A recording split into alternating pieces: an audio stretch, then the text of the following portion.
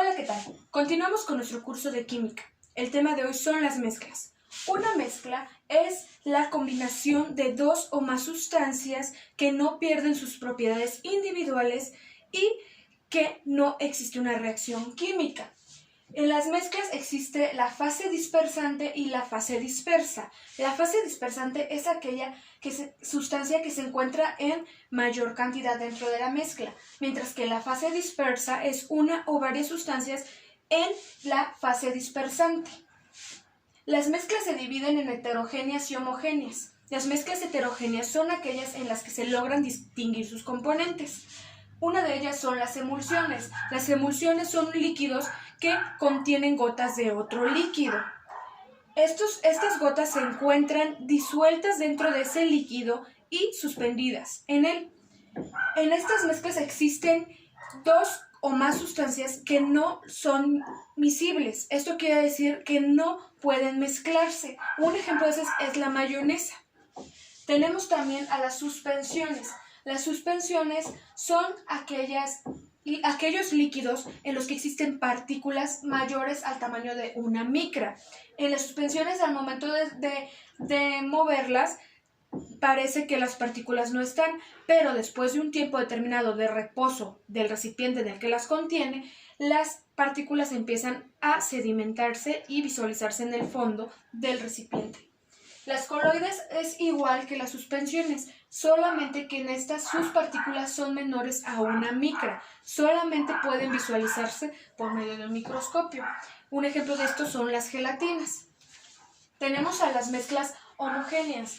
En las mezclas homogéneas sus componentes no logran visualizarse, como es en el caso de un café. En el café, cuando tomamos café, este ya tiene el color, pero ahí adentro ya hay una mezcla de agua con el café de grano y con el azúcar, pero no se logran distinguir sus componentes. Las homogéneas tienen solvente y un soluto. El solvente es la sustancia que se encuentra en mayor cantidad y el soluto es la sustancia que se encuentra en menor cantidad. Depende a la cantidad del soluto, se puede decir si la mezcla está diluida o concentrada. Para determinar si esta mezcla está concentrada, necesitamos hacer la siguiente fórmula de la concentración. La fórmula de la concentración es porcentaje de masa en porcentaje de volumen. Sería el soluto en gramos entre el solvente en mililitros por 100. Por ejemplo, 2 gramos de azúcar entre 100 mililitros de agua por 100. O en porcentaje masa, que es masa del soluto entre masa del soluto más masa del disolvente por 100. Ejemplo, 2 gramos del azúcar entre 2 gramos del azúcar más 100 gramos de agua por 100. El porcentaje volumen solamente son los volúmenes de la mezcla. El volumen del soluto entre el volumen del soluto más el volumen del disolvente por 100. El volumen del soluto sería, en ejemplo, 2 mililitros de ácido clorhídrico entre 2 mililitros de ácido clorhídrico más 100 mililitros de agua por 100. Las mezclas homogéneas también son llamadas disoluciones. Estas disoluciones se pueden encontrar en sólido, líquido o gaseoso. Todo depende del estado de agregación del disolvente o del solvente. La solución sólido, líquido y gaseoso, tenemos unos ejemplos en esta parte.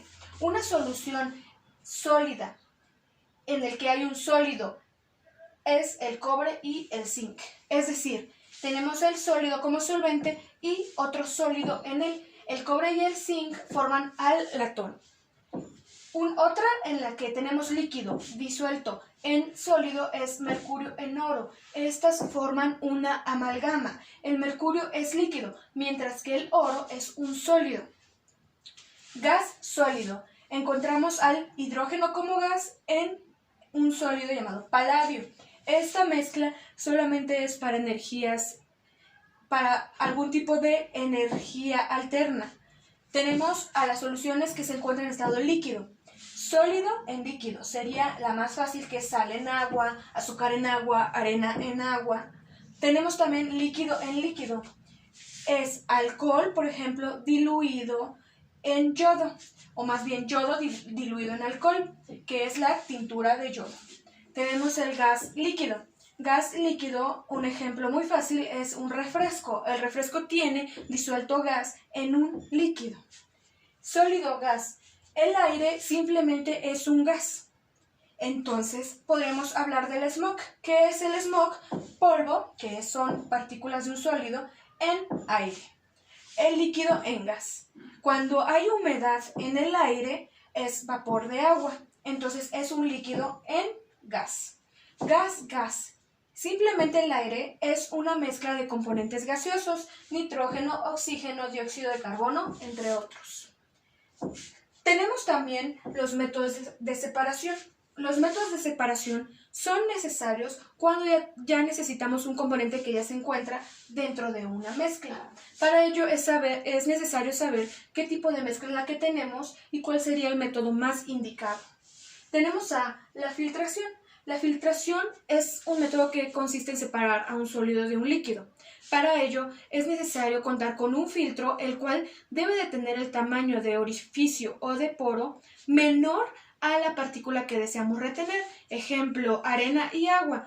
Hacemos pasar la mezcla a través del filtro para que la arena se quede en el filtro mientras el agua ya esté en otro recipiente.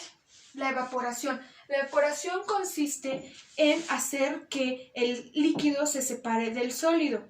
Ejemplo, sal con agua. ¿Qué hacemos? Poner a hervir esa mezcla para que el agua logre evaporarse completamente y la sal quede adherida en el recipiente. La solubilidad. Este método de separación es derivado a las solubilidades de los componentes de una mezcla.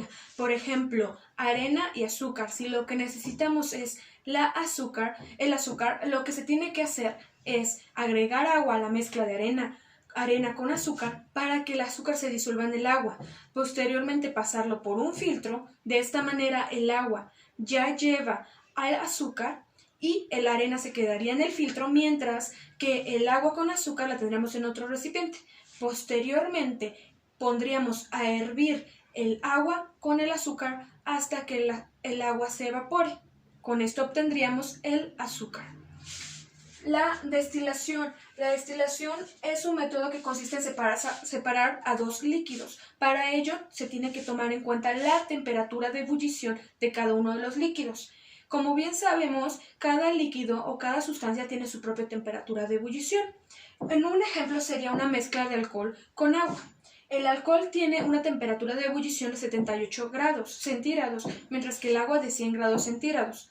En una mezcla de estos se colocarían dentro de un matraz. Este matraz tiene que tener un termómetro y ser sometido a calentamiento. El calentamiento tiene que llegar al punto de ebullición de la sustancia que tenga menor temperatura.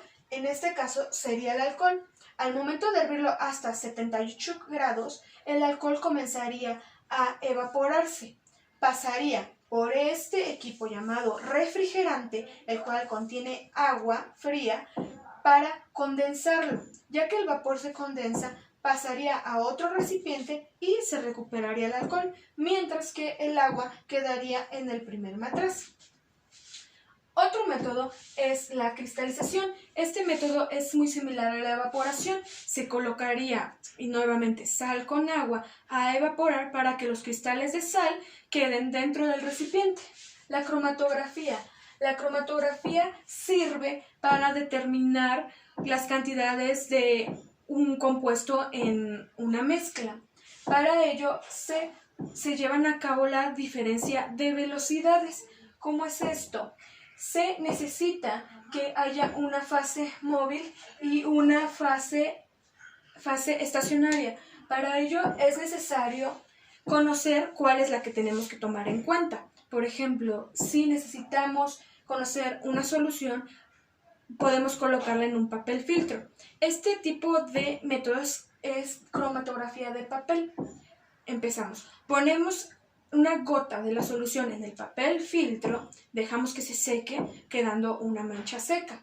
Ya que está la mancha seca, utilizamos un solvente. un solvente que sirva para diluir cada una de las partes de la mancha. Esta sería la fase móvil y la fase estacionaria sería la mancha en el papel. Ya que colocamos nuestro solvente que funcione, que a veces es agua o puede ser algún otro, colocamos una parte del papel sin que toque a la mancha y el papel va a empezar a absorber el solvente. Cuando el solvente toque a la mancha, esta va a empezar a separarse por medio de sus componentes y así se podrá determinar cuáles son las cantidades de cada componente. Existen muchos tipos de cromatografía, existe de capa fina, de columna, de gases, dependiendo de cuál es la que necesitemos. Decantación. La decantación es un método que va de la mano de la sedimentación. ¿Qué es lo que se necesita? Que por medio de las densidades de los compuestos de la mezcla, uno se verá al fondo y otro en la parte de arriba. Posteriormente de que el más denso se haya ido hasta abajo, se da la vuelta para retener el componente menos denso. Un ejemplo sería las plantas de tratamiento de aguas, en la cual el agua se deja en un sedimentador para que todas las partículas de arena se queden en la parte de abajo, mientras que el agua se queda arriba y posteriormente se sustrae. La centrifugación. La centrifugación es el método que hace que la decantación sea más rápido, ya que por medio de velocidad empieza a girar y todo lo que sea más denso se va a quedar en la parte de abajo y posteriormente se puede recuperar lo que sea menos denso. El tamizaje. El tamizaje es para separar un sólido de otro sólido. Por ejemplo, si necesitamos separar arena con grava, lo que se tiene que hacer es utilizar un tamiz, que es una malla que tenga el número de orificio menor que la grava, para que de esta manera solamente la arena pase y la grava se quede en la parte de arriba. Esto sería todo. Hasta luego.